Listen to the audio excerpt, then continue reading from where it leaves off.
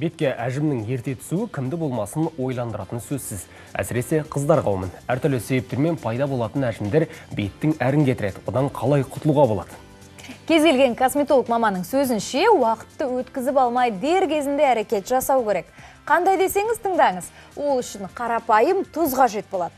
Бір шай қасық тұзды бір стақан суға салып араластырып, дайын болғанда осы суға мақтаны салып, бетке және мойынға қойыңыз. Бірнеше минут ұстасаңыз жеткілікті.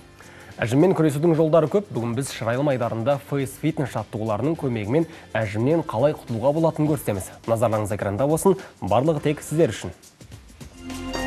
Қайырлы таң көрермендер, әдеттегідей сіздермен мен Бақытали, Face Fitness тренермін. Бүгінгі жаттығулар біздің мойынның алдыңғы жағына арналған, және де екінші иекке және жалпы бет бұлшықеттеріне арналады.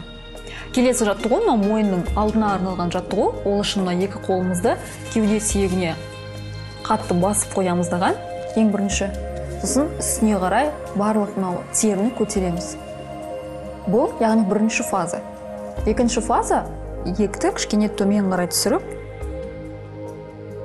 осылай 30 секунд отырамыз. Бұл жаттығуды отырып та және тұрып та жасауға болады.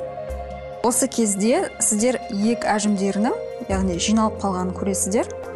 Келесі жаттығу бұл екінші иекке арналады. Яғни екінші және үшінші иек деп жатамыз. Ол үшін аузымызды кішкене ашамыз, басымызды жоғары қарай көтереміз даған, аузымызды жабамыз.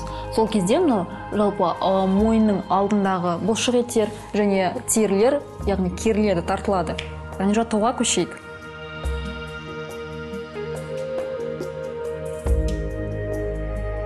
Келесі жаттығу бетке арналған жаттығу, яғни барлық бет бұлшықеттерін, яғни кереміз. Бұл жерде үлкен жақ бұлшықеті, кішкентай жақ бұлшықеттері барлығысын бір, яғни арнаға созып, бетті тартамыз. Бұл өз кезегінде, яғни лимфодренаждық жаттығу ретінде қарастыруға болады. Ол үшін, яғни ернімізді, жалпы аузымызды О әрпін айтамыз. Сосын оны, яғни тістің астына қарай ерінді тартамыз. Сол кезде міне бұлай болады. Көп адамдарда, яғни осы жаттығуды жасаған кезде еріннің, мұрынның айналасында әжім пайда болады. Сондықтан оны алдын алу үшін біз кішкене құлаққа қарай терімізді кішкене тартамыз.